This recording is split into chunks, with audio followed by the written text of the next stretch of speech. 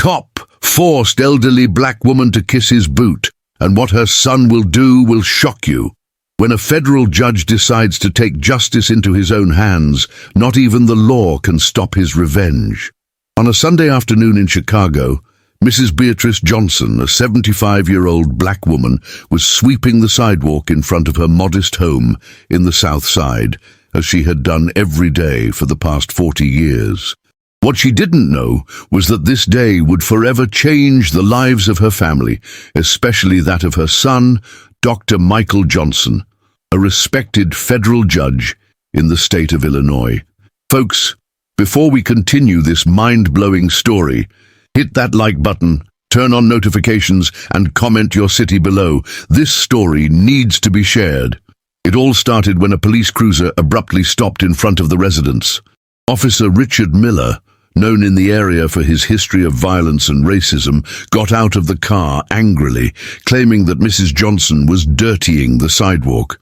What happened in the next few minutes was recorded by security cameras and cell phones of horrified neighbors. The officer, in an act of cruelty and humiliation, forced the elderly woman to kneel and kiss his boot, while laughing and calling her a dirty old woman. The neighbors, paralyzed by fear of the corrupt authority, could only film in silence. No one knew that this officer had chosen the wrong victim, not because of the defenseless lady he was humiliating, but because of the son she had. Dr. Michael Johnson was in his chambers when he received the video. In 20 years on the bench, he had never felt such rage. As a son, his heart was bleeding.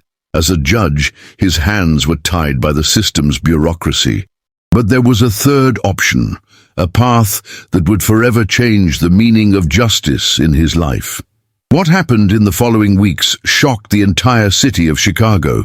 Some say it was coincidence, others claim it was divine justice. But what no one could have imagined was that Officer Richard Miller's fate was sealed the moment he forced Mrs. Johnson to kiss his boot. You think you know revenge stories?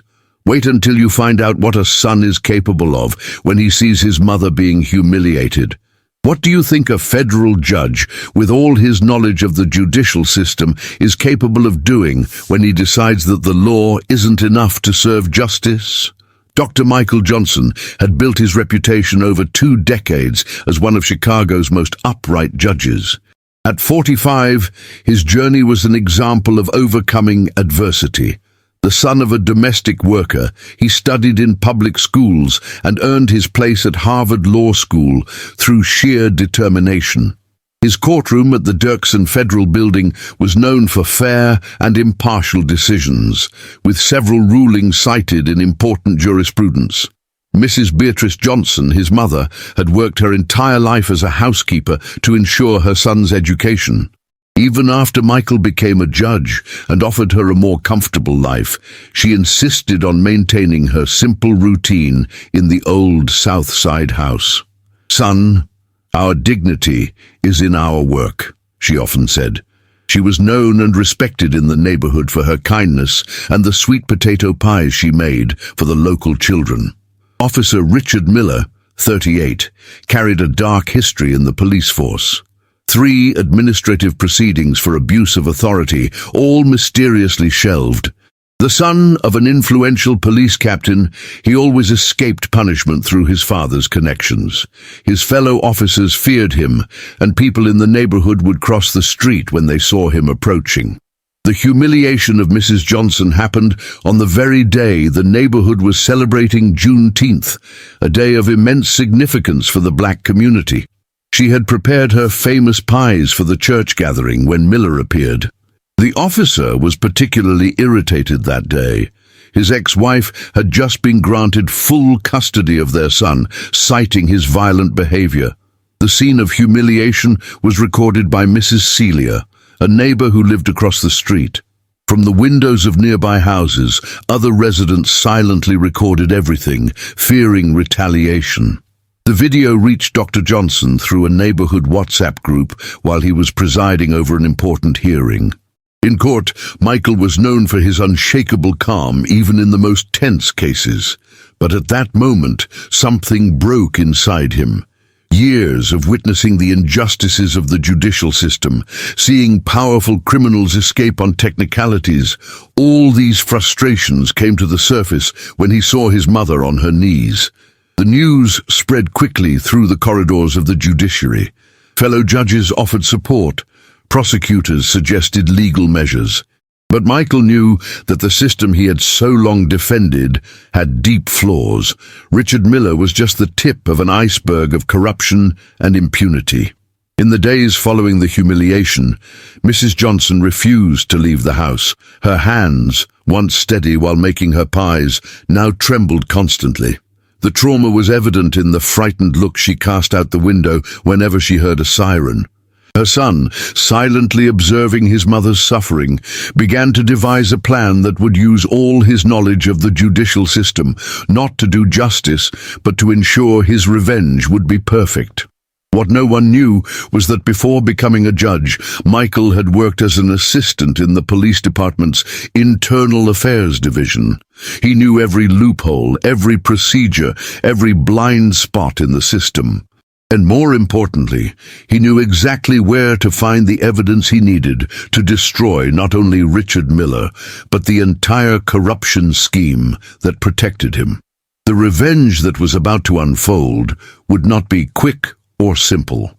It would be a meticulous chess game where each piece would be moved with surgical precision, and the first move was already underway. The first phase of Michael's plan began with a series of anonymous complaints about Richard Miller to different oversight bodies. Not just about the incident with his mother, but previous cases that had been deliberately forgotten. As a judge, Michael knew that quantity generates visibility, and visibility generates pressure.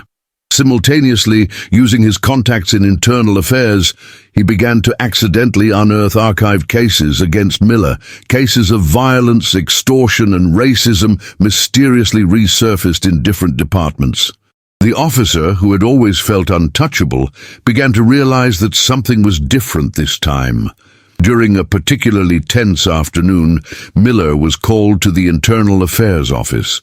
Upon entering the room, he found 5 reopened cases on his desk.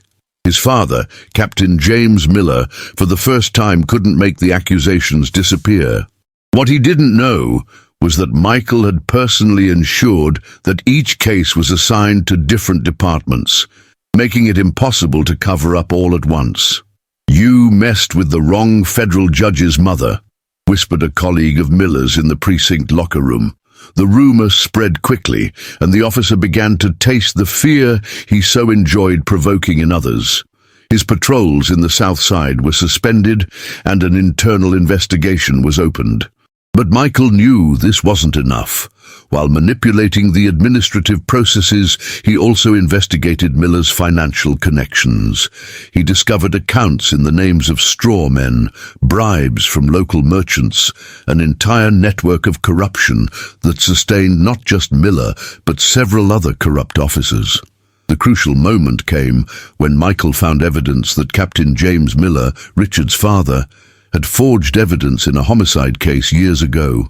An innocent man had been convicted and died in prison, while the real killer, an influential politician, remained free.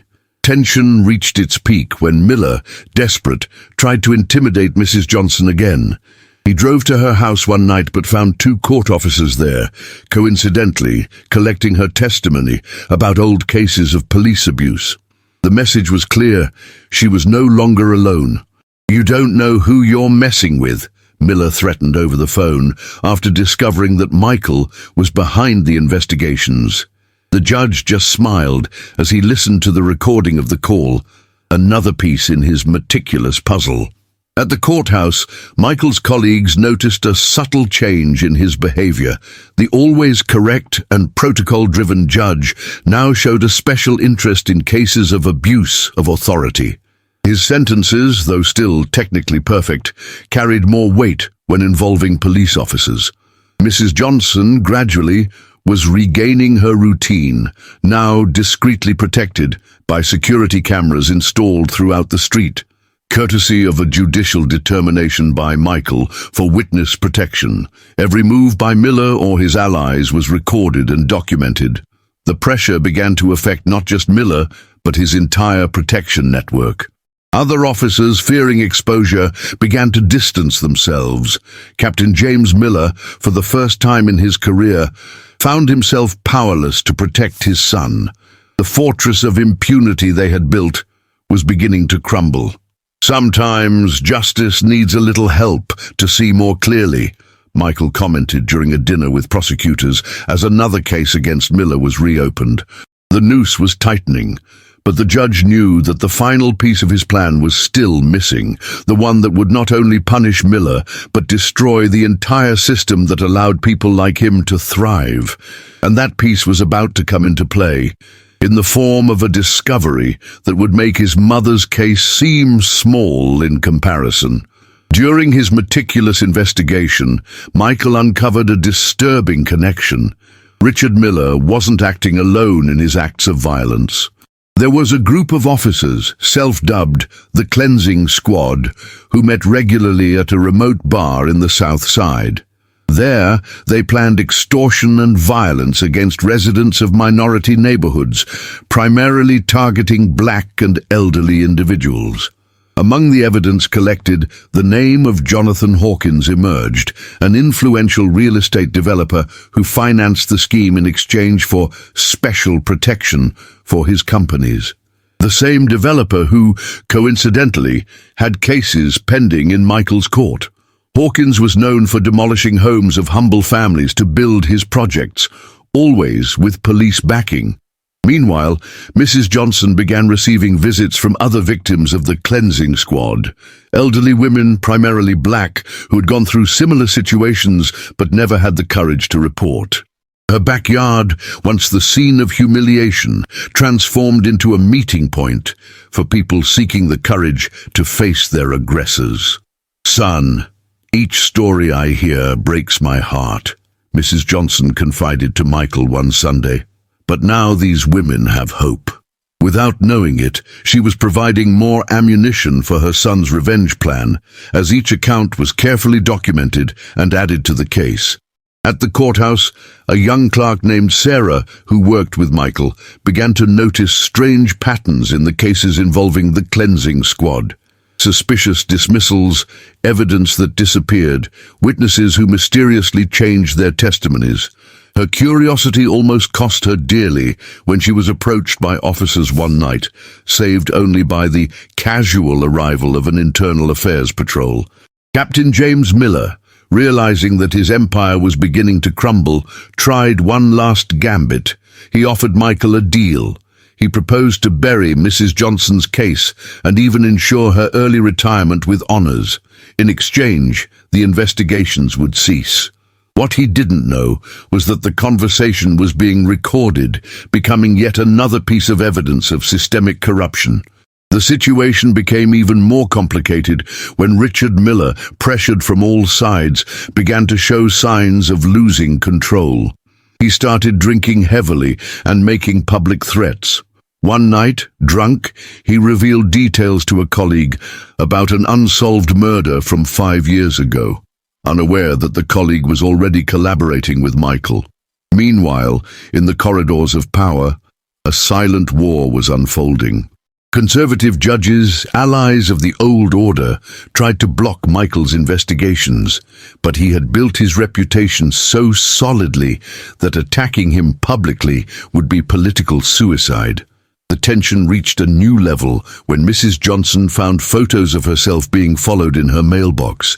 It was an obvious attempt at intimidation, but Michael had already expected this. The cameras he had installed captured the exact moment when an officer, a member of the Cleansing Squad, left the envelope. Another piece of the puzzle fell into place. Sometimes we need to let the enemy think they're in control, thought Michael, as he added the new evidence to his already voluminous dossier. The net was closing in, and soon everyone would understand that messing with Mrs. Johnson was just the trigger for something much bigger. The breaking point came on a seemingly ordinary morning at the courthouse. Michael was presiding over a hearing when Sarah, his clerk, burst into the room with a USB drive in her hands, trembling. What she had discovered would completely change the course of the story. On the device were recordings from security cameras at the bar where the cleansing squad met. The images showed not only Richard Miller and his accomplices, but also Captain James Miller in a meeting with local businessmen and politicians. In the recording, they openly discussed cleaning up certain neighborhoods of undesirable elements, a forced gentrification plan that included systematic intimidation of elderly and black residents. Even more shocking, among those present was Judge William Stanton, responsible for systematically dismissing complaints against Miller. The magistrate appeared receiving a thick envelope while assuring that no case against our friends will prosper. Michael watched the footage in his chambers, feeling his blood boil. Here was the proof that connected all the dots, from his mother's humiliation to the top of corruption in the judiciary. But he knew he needed to act with extreme caution. One false move, and everything would be lost. That same night, Richard Miller, now completely out of control from alcohol and pressure, stormed into the Internal Affairs office, threatening to expose everyone if they didn't stop the investigations. In his drunken rage, he mentioned details of 3 unsolved murders, including that of a journalist who had been investigating police corruption years ago. What Miller didn't know was that his outburst was recorded by cameras and microphones strategically installed by judicial order, signed by Michael weeks before, anticipating exactly this type of situation. The involuntary confession was the cherry on top. Simultaneously, Mrs. Johnson was receiving 5 more ladies at her home, all victims of the scheme. Among them was the widow of the murdered journalist, who had kept incriminating documents that her husband had hidden before his death. "My husband said that one day someone honest would need this," she said, handing over a sealed envelope. The contents of the envelope were explosive: photos, documents, and a detailed list of bribes, dates, and names. The journalist had mapped out the entire criminal organization before being silenced. Michael now had not only evidence of current crimes, but a history of decades of corruption and violence. The final blow came when Sarah, investigating the documents, discovered that the case of Mrs. Johnson's humiliation was not accidental. Richard Miller had been instructed to make an example on that specific street, as there was real estate interest in the area. The public humiliation of the elderly was a tactic to force residents to sell their homes at low prices. Michael, sitting in his chambers, looked at the photo of his mother on the desk. What began as a search for personal revenge had transformed into something much larger. It was no longer just about Mrs. Johnson. It was about decades of systemic injustice against people who had no voice. With all the evidence in hand, Michael knew that the time for the checkmate had come. But his strategy would not be to use the conventional paths of justice, those same paths that had failed so many victims before. "They think they know the system," he muttered to himself, organizing the documents. But they never imagined that the system could be used against them. The judge picked up his phone and made a single call. It was time to put the final phase of his plan into action, something that no one, not even Sarah or his mother, could imagine. Monday morning dawned with an unprecedented law enforcement operation in Chicago. Dozens of FBI vehicles, in conjunction with Internal Affairs, simultaneously raided residences, offices, and police stations across the city. Richard Miller was arrested still in his pajamas, while his father, Captain James Miller, was detained in his office at police headquarters. The action, dubbed Operation Clean Sweep, spared no one. Real estate mogul Jonathan Hawkins was handcuffed in front of TV cameras at his luxurious penthouse. Judge William Stanton, caught by surprise at his lake house, tried to flee through the back door, only to be surrounded by federal agents. Michael watched everything on television in his chambers, a mix of satisfaction and apprehension on his face. His call the night before had been to a trusted U.S. attorney, to whom he handed over the meticulously constructed dossier. The speed of the operation was essential to prevent evidence from being destroyed or suspects from fleeing. Reactions were swift. In the streets of the South Side and other minority neighborhoods, residents poured out in spontaneous celebration. Many carried posters with Mrs. Johnson's photo, who had unwittingly become a symbol of resistance against police oppression. In the courthouse corridors, the atmosphere was one of shock and disbelief. Michael's colleagues looked at him with a mixture of admiration and wariness, aware that he had challenged a deeply rooted system of corruption.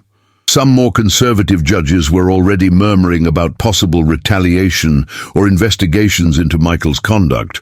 Sarah, the clerk, was called to testify as a key witness. Her detailed testimony about the discoveries and the pattern of case dismissals was crucial in corroborating the presented evidence. Richard Miller, confronted with the recordings of his drunken confession, broke down in the interrogation room. He began to rat out accomplices and reveal details of crimes that weren't even on the radar of investigations, desperate for some kind of plea deal. Captain James Miller, on the other hand, maintained a sepulchral silence, confident that his political connections would get him out of this situation. What he didn't know was that several of his friends were already negotiating their own plea bargains, leaving him increasingly isolated. Mrs. Johnson, surrounded by reporters in front of her house, maintained her characteristic dignity. "I just want justice to be done, not just for me, but for all who suffered in silence," she declared. Her voice choked but firm. As days passed, new revelations emerged. Bribery schemes, ordered executions, evidence tampering, the rabbit hole seemed to have no end. The operation that started with the humiliation of an elderly black woman was unveiling decades of systemic corruption. Michael, however, knew that the battle was far from over. As he walked through the courthouse corridors, he could feel the glares of some colleagues, those who benefited from the old system. He knew he had made powerful enemies, and that retaliation would come. One night, arriving home, he found an envelope with no return address. Inside, a single sheet with the message, "You may have won a battle, but the war is just beginning." Looking out the window at the city that never sleeps, Michael reflected on the price of justice and wondered if he was prepared for the consequences that would follow. The revenge he sought for his mother had transformed into something much larger, and now there was no turning back. The weeks following Operation Clean Sweep were a whirlwind for Michael. As investigations deepened, revealing layer upon layer of corruption, the judge found himself at the center of a media and political storm. Human rights groups hailed him as a hero, while more conservative sectors accused him of overstepping his authority. Michael knew he had navigated ethically grey waters, using his knowledge of the system to manipulate processes, even if for a just end. One night, alone in his apartment, Michael was confronted with a crisis of conscience. "Have I become what I swore to fight against?" he thought, turning over in his mind every decision made in recent months. The line between justice and revenge seemed increasingly thin. It was Mrs. Johnson who unknowingly offered him a crucial perspective. During a family dinner, she shared stories of her youth, of how she faced racism and poverty without ever losing her integrity. "Son, we don't change the world alone, but each act of courage inspires others to be brave too," she said, holding Michael's hand. These words provoked deep reflection in Michael. He realized that his journey couldn't end with mere punishment of the guilty. It was necessary to rebuild, to create systemic changes that would prevent future abuses. With this new perspective, Michael began working on a proposal to reform the police oversight system. Using his experience and lessons learned during the investigation, he designed a model that increased transparency and facilitated reporting of abuses, especially from marginalized communities. In parallel, he reached out to human rights groups and community leaders. He organized lectures at law schools, sharing his experience and encouraging a new generation of jurists to fight for social justice. His message was clear. The system can be changed from within, but it requires courage and persistence. Sarah, the clerk who had been instrumental in the investigation, decided to follow in Michael's footsteps. With his support, she enrolled in law school, determined to become a public defender and continue the work of combating corruption. At the courthouse, Michael faced resistance from some colleagues, but also found unexpected allies. Younger judges, inspired by his actions, began questioning old practices and seeking ways to make the judiciary more accessible and fair for all. Mrs. Johnson, in turn, transformed her experience into activism. With the support of other victims who had gathered at her house, she founded an association to support elderly victims of violence and discrimination. Her story of resilience became a symbol of hope for many. The most significant change, however, occurred in Michael himself. He learned to balance his pursuit of justice with compassion and empathy. He understood that to truly change the system, it wasn't enough to punish the corrupt. It was necessary to create opportunities for redemption and transformation. This new approach was tested when one of the officers involved in the scheme, a young cop who had been coerced into participating, approached Michael seeking a second chance. Instead of simply condemning him, Michael worked to create a rehabilitation and reintegration program for repentant officers. A year after the operation, Michael was invited to give a lecture at the National Judicial College. Before an audience of future judges, he shared not only the details of the investigation, but also the lessons learned about ethics, justice, and the true meaning of serving the law. True justice, he concluded, is not just punishing the guilty, but creating a system where injustice becomes the exception, not the rule. And this begins with each of us, in every decision we make. As he left the auditorium to applause, Michael felt that he had finally found the balance between the judge he was and the son who sought revenge. His journey of personal and professional growth was far from over, but now he had clarity of his purpose, not just to do justice, but to inspire others to fight for a more just world. 2 years after Operation Clean Sweep, Chicago was experiencing a period of apparent calm. The reforms proposed by Michael were gradually being implemented, and public trust in institutions was beginning to be restored. However, beneath the surface, powerful forces were moving, preparing for a counterattack. Michael, now promoted to the Court of Appeals due to his exemplary work, remained vigilant. He knew that corruption, like a hydra, had the habit of regenerating cut heads. His suspicions were confirmed when Sarah, now a law student, brought him alarming information. "Judge Johnson, I think I've discovered something big," said Sarah, handing him a flash drive. "They're encrypted emails between politicians and some judges who weren't caught in the operation. They're planning something." Analyzing the data, Michael realized that a new scheme was being orchestrated, this time with even deeper roots in the judicial system. The plan involved manipulating a major trial in the Court of Appeals, which could result in the release of several criminals arrested in Operation Clean Sweep, including Richard Miller. Meanwhile, Mrs. Johnson noticed strange activity in her neighborhood. Unknown cars began circulating frequently, and some neighbors reported being approached by people offering large sums for their homes. It was the old forced gentrification plan resurfacing, now in a more subtle and insidious form. Michael knew he needed to act, but he was also aware that his enemies were expecting exactly that. Any hasty move could be used against him, accusing him of persecution or abuse of power. He needed to be more astute this time.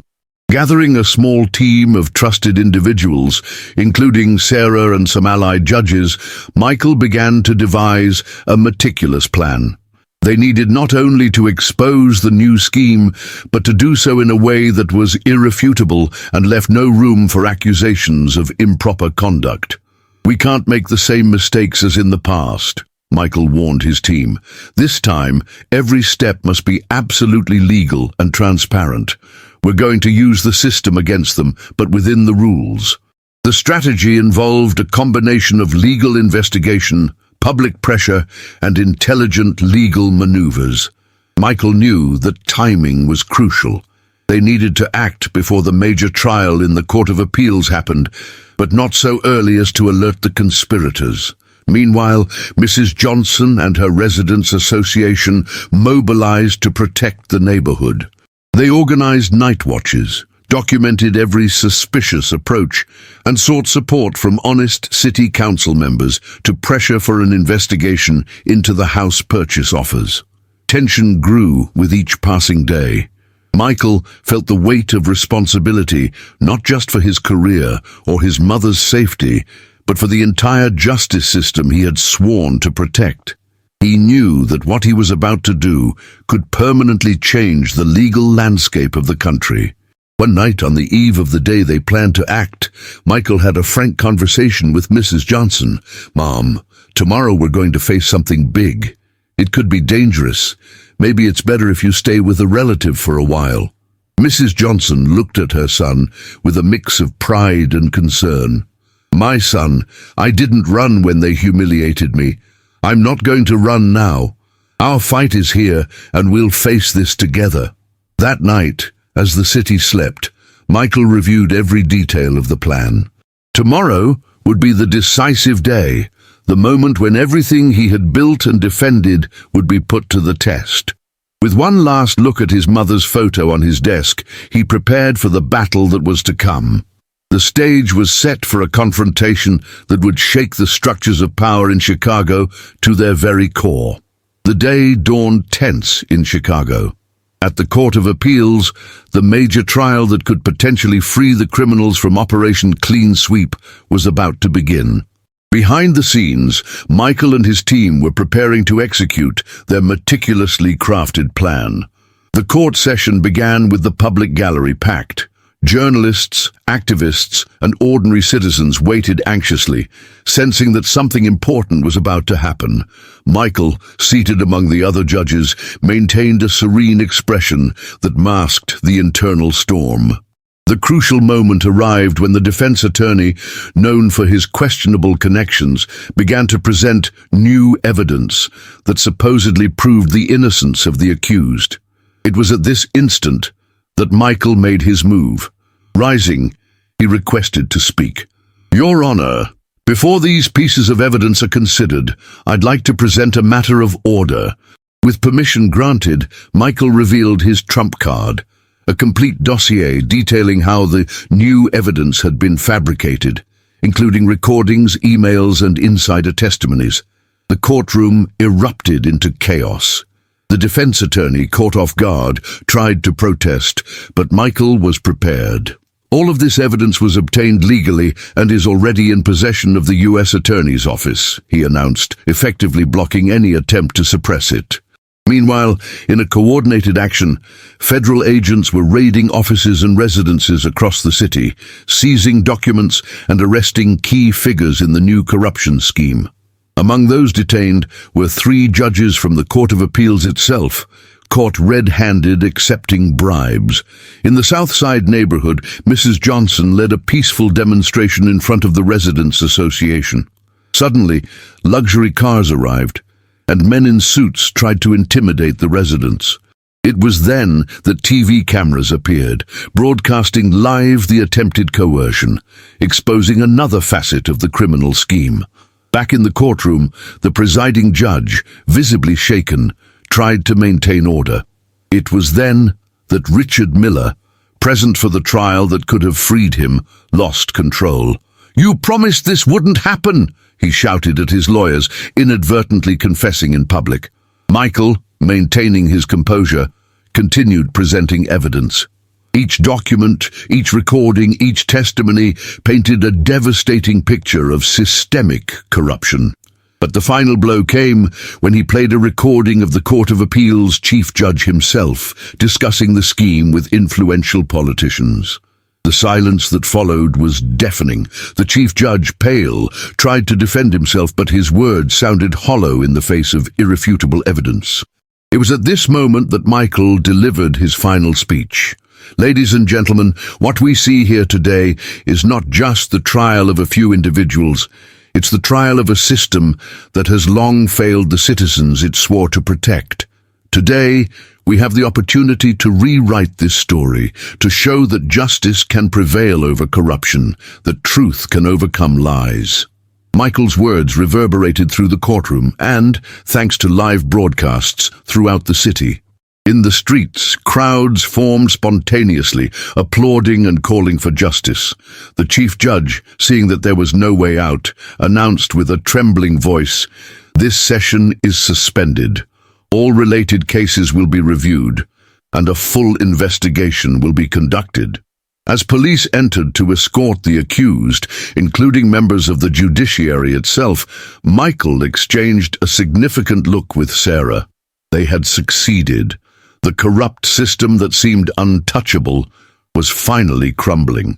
Hours later, exhausted but satisfied, Michael arrived at his mother's house in the South Side. Mrs. Johnson received him with a silent embrace, tears of pride in her eyes. Neighbors approached, applauding spontaneously. Michael realized that his fight had become everyone's fight. That night, as the city buzzed with news and the consequences of the historic day, Michael reflected on his journey. What had begun as a quest for personal revenge had transformed into a revolution of the judicial system.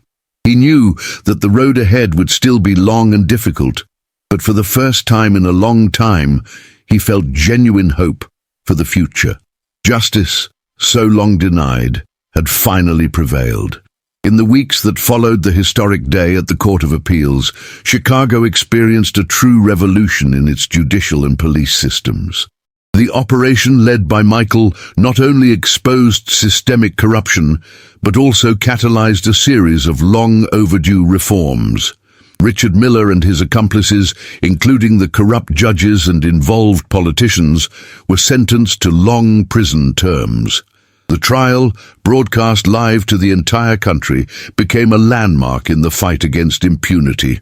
The South Side neighborhood, once a target of real estate speculation and police violence, transformed into a symbol of resistance and community renewal. The forced gentrification project was completely dismantled, and new inclusive urban development policies were implemented, with active participation of residents in decision-making. Mrs. Johnson, now a respected figure not just in her neighborhood but throughout the city, continued her work with the Residents Association. Her story inspired a national movement of empowerment for marginalized communities, especially the elderly and racial minorities. Michael, recognized for his integrity and courage, was invited to lead a national task force to combat corruption in the judiciary. He accepted the challenge, but with one condition: that the process be transparent and include the participation of civil society representatives. Sarah, the young woman who had been instrumental in the investigation, graduated from law school with honors and decided to pursue a career in public defense, determined to continue the legacy of social justice initiated by Michael. The reforms in the police system, initially proposed by Michael, were finally implemented on a large scale. New training policies, focused on human rights and community relations, began to change the culture within the police forces. However, not everything was smooth sailing. Michael and his family still faced occasional threats from remnants of the old system. The fight against corruption was far from over, but now there was real hope for change. On a Sunday afternoon, a year after the events at the Court of Appeals, Michael visited his mother in the South Side. Sitting on the porch, watching children playing freely in the street, something unthinkable in the days of police terror, they reflected on the journey they had traveled.